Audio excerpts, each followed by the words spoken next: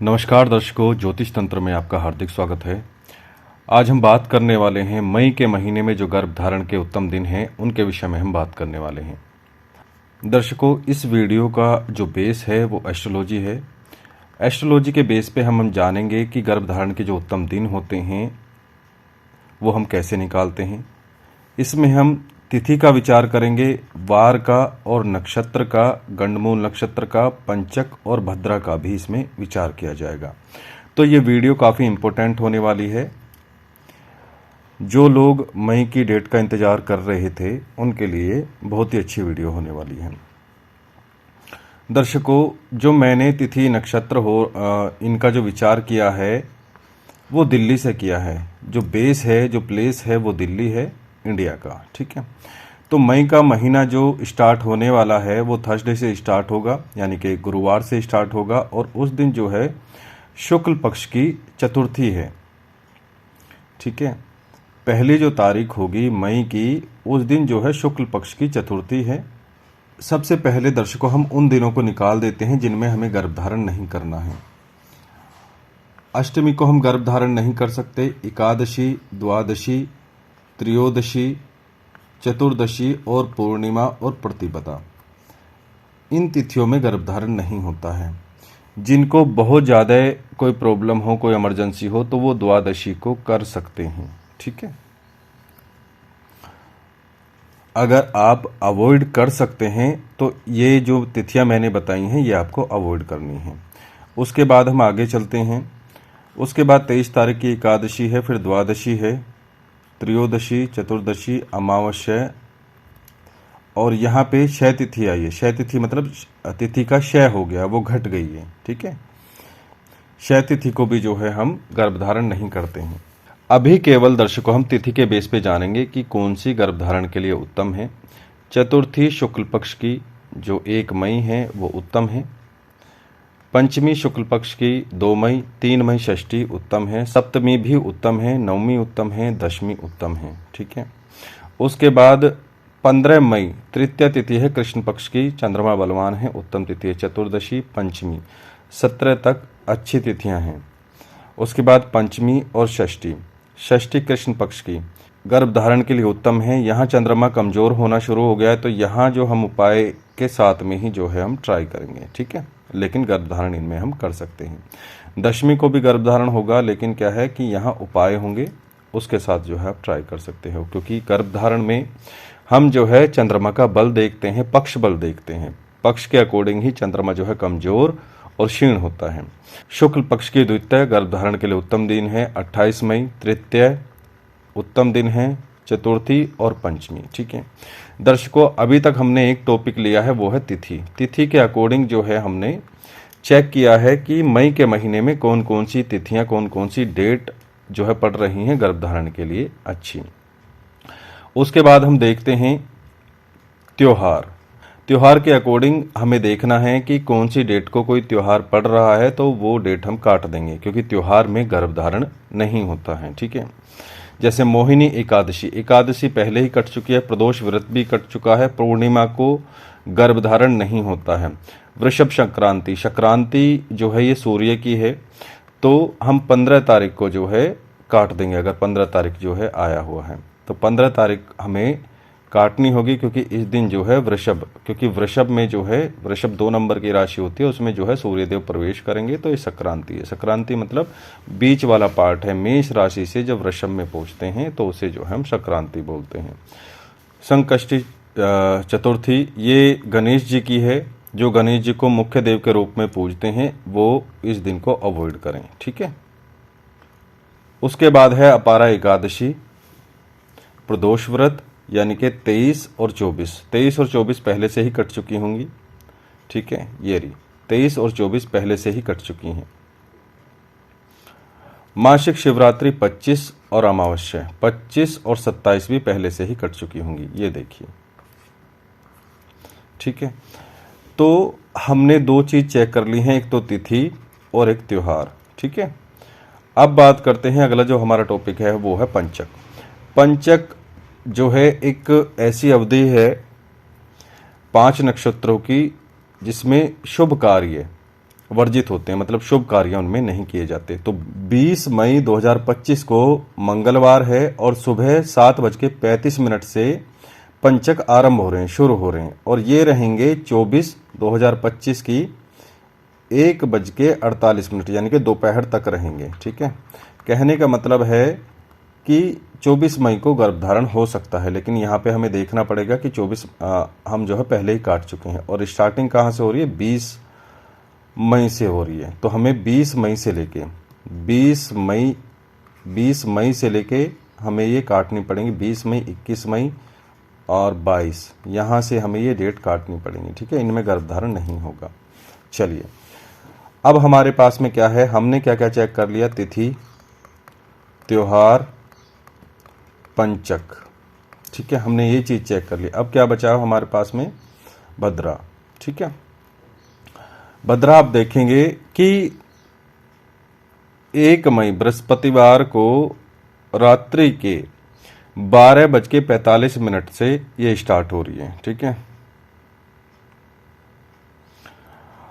और 1 मई को ही बृहस्पतिवार को ही दोपहर से पहले पहले समाप्त हो जा रही है। ठीक है, तो 1 तारीख को गर्भधारण हो सकता है, क्योंकि 1 तारीख जो है भद्रा दिन में ही समाप्त हो रही है। गर्भधारण जो होगा वो रात्रि के समय होता है। ठीक है, चलिए अगली भद्रा चेक करते हैं। अगली भद्रा जो है वो 4 मई को स्टार्ट हो रही है। ठीक है, 4 मई को स्टार्ट हो रही है सुबह से, और शाम को 7:21 तक है। तो 4 मई को जो है गर्भधारण रात्रि में हो सकता है। ठीक है, 4 मई को गर्भधारण हो सकता है, कोई दिक्कत वाली बात नहीं है इसमें। उसके बाद हम चलते हैं 7 मई को रात्रि को जो है भद्रा स्टार्ट हो रही है 11:21 से। ठीक है, 7 तारीख की जो ये दशमी है, इसमें जो है 11:कुछ से स्टार्ट हो रही है भद्रा, 11:21 से। ठीक है, तो 11:21 से पहले पहले जो है गर्भधारण का अच्छे लगन में, होरा में और नक्षत्र में जो है योग बनेगा। ठीक है, उससे पहले पहले जो है गर्भधारण होगा। उसके बाद ये स्टार्ट हो जाती हैं एकादशी वगैरह। उसके बाद जो हमें देखना है वो देखना है 14 तारीख से। 14 तारीख के आसपास कोई भद्रा पड़ रही होगी तो वो देख लेंगे हम। ठीक है, उसके बाद जो भद्रा स्टार्ट हो रही है वो हो रही है 22 मई से। 22 मई जो है कट चुकी है पहले से ही, इसका विचार नहीं करना है। 25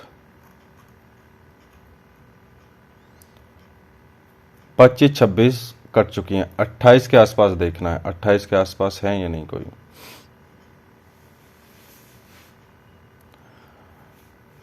नहीं, ये 11 मई भी है, 11, 15 और 19।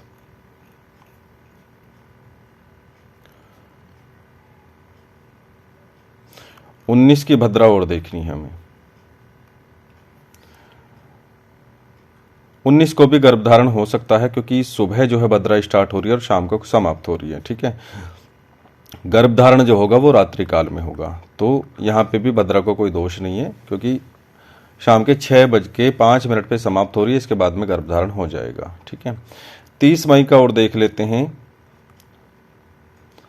30 मई को जो है रात्रि के 9:22 के बाद में गर्भधारण होगा, तो इसमें जो है भद्रा का विचार हमें 30 मई को नहीं करना है। ठीक है, 30 मई को रात्रि के 9:30 के बाद में जो है भद्रा काल समाप्त हो रहा है, तो उसके बाद जो है गर्भधारण के योग बनेंगे अच्छे लगन और होरा में। ठीक है दर्शकों, अब बात करते हैं कि गर्भधारण के समय हमें बहुत सारी चीज़ें अवॉइड करनी चाहिए। जैसे अपने जन्मदिन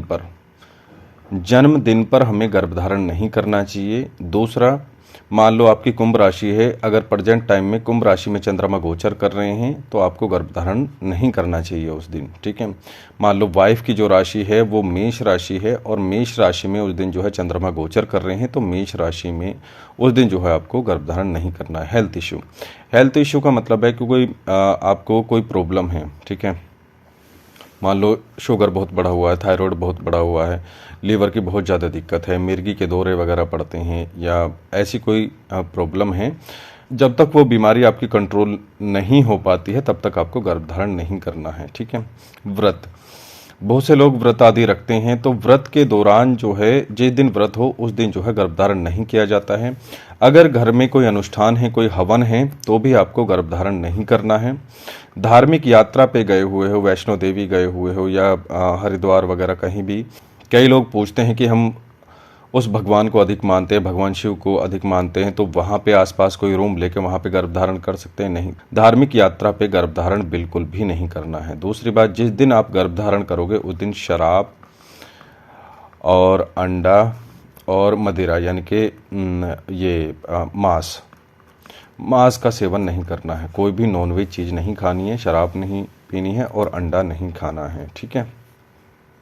शराब नहीं पीनी है डे टाइम का मतलब है कि दिन में सूर्योदय के बाद और सूर्यास्त तक का जो समय होता है उसे दिन बोलते हैं, तो दिन में गर्भधारण नहीं होता है। ब्रह्म मुहूर्त में भी जो है गर्भधारण नहीं होता है। संध्या के समय यानी कि सांझ का जो दिन होता है, दिन और रात्रि जब मिलती हैं, जो संध्या का समय होता है, उसमें भी गर्भधारण नहीं होता है। जो गर्भधारण होता है वो रात्रि काल में ही होता है, और उसके लिए हमें क्या चाहिए? अच्छा लग्न चाहिए और फिर अच्छी होरा चाहिए। ठीक है। और एक अच्छा नक्षत्र चाहिए।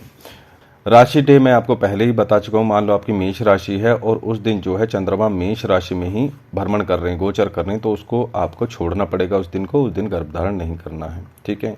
एक और इम्पोर्टेंट चीज़ होती है, मान लो जो आपकी लगन कुंडली है उसमें 8th भाव होता है। ठीक है। 8th भाव में कोई ना कोई राशि होगी, तो उसे हम एस्ट्रोलॉजी में 8th साइन बोलते हैं। ठीक है। तो वो अष्टक होता है, वो मृत्यु तुल्य कष्ट देता है। मान लो अगर आप उस लग्न में जो है गर्भधारण करते हैं तो आपको प्रॉब्लम होगी। ठीक है। वो जैसे गर्भपात आदि हो जाना, या बच्चा अगर बच भी गया तो वो माँ बाप के लिए अशुभ होना, इस प्रकार के जो है ज्योतिष में योग बताए गए हैं। ठीक है।